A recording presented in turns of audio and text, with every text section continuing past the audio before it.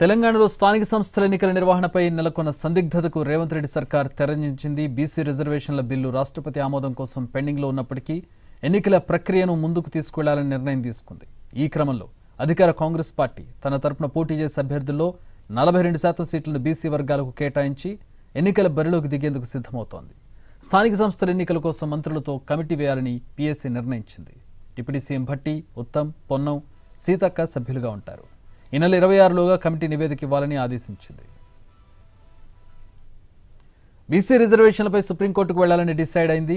రాష్ట్రపతి దగ్గర పెండింగ్ బిల్లులపై న్యాయ పోరాటానికి 2 అడ్వకేట్లను ప్రభుత్వం నియమించింది.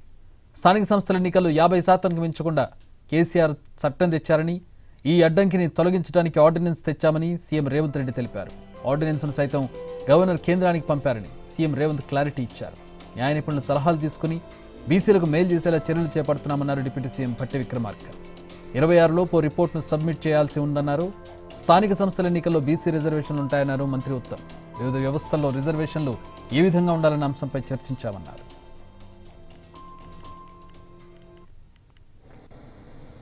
లీగల్ ఎక్స్పర్ట్స్ సలహాలు కూడా తీసుకొని బీసీలకి న్యాయం జరగాలి,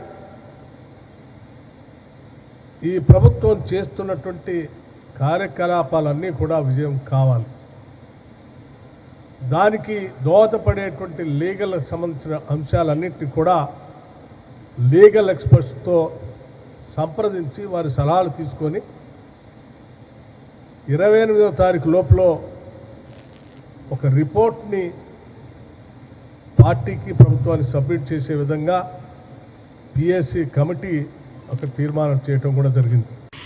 ఇప్పుడు లోకల్ బాడీ ఎలక్షన్స్లో ఏ విధంగా బీసీ రిజర్వేషన్స్ ముందుకు పోతామనేది ఇలా సుదీర్ఘంగా పొలిటికల్ అఫైర్స్ కమిటీ చర్చించింది. మేము 3 విషయాల్లో ఆలోచన చేస్తున్నాము. లోకల్ బాడీ రిజర్వేషన్స్లో ఏ విధంగా చేయాలి, ఎడ్యుకేషన్ అండ్ ఎంప్లాయ్మెంట్లో ఏ విధంగా చేయాలి, మరి ఈ విషయాల్లో డీటెయిల్డ్ కన్సల్టేషన్స్, డిస్కషన్ జరుగుతున్నాయి కాంగ్రెస్ పార్టీ రాష్ట్ర నాయకత్వం అందరితో. అదేవిధంగా ఈరోజు పిఎస్సీలో చర్చించడం జరిగింది. వైడర్ కన్సల్టేషన్స్ చేయబోతున్నాం, ఆల్సో వైడర్ లీగల్ ఒపీనియన్ తీసుకోబోతున్నాం.